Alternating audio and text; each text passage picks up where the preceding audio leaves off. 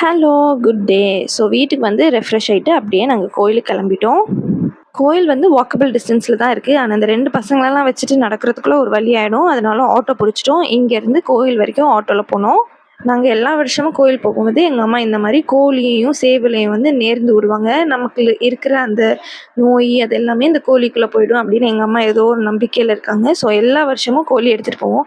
ஆனால் எல்லா வருஷமும் எங்களை ஒரு மாதிரி எல்லாருமே பார்ப்பாங்க. என்னை யாருமே இதை கொண்டு போக மாட்டாங்க. பசங்களுக்கும் காவி போட்டு கூட்டிகிட்டு போனாங்க அம்மா. அப்புறமா நாங்கள் கோயிலுக்கு போயிட்டு கன்ஃபெஷன் பண்ணிவிட்டு அப்புறம் திருப்பி கோயிலுக்கு போய் நல்லா ப்ரேயர் பண்ண ஆரம்பிச்சிட்டோம்.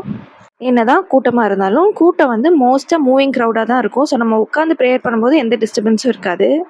நைட்டு நல்லா கோயிலெலாம் சுற்றி பார்த்துட்டு கன்ஃபெஷன் முடிச்சுட்டு நல்லா ப்ரேயர் பண்ணிட்டு அங்கேருந்து அப்படியே கிளம்பி பீச் சைட் போயாச்சு. நாங்கள் தூத்துக்குடியிலே பிறந்து வளர்ந்தனால எப்போவுமே சீ ஃபுட் தான், எங்கே போனாலும் சீ ஃபுட் தான். ஸோ வேளாங்கண்ணிலையும் சீ ஃபுட் தான்.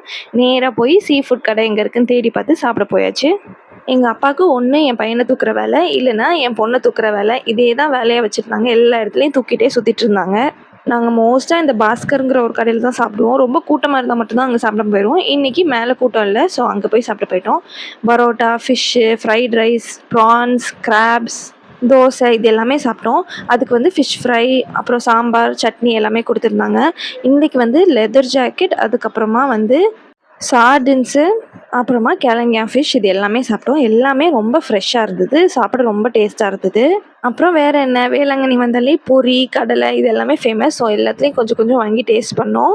நைட்டு நல்லா ஸ்பெண்ட் பண்ணிட்டு திருப்பியும் வீட்டுக்கு கிளம்பி போயிட்டோம். நாளைக்கு வேறு இன்ட்ரெஸ்டிங் வீடியோவில் பார்க்கலாம். பாய்.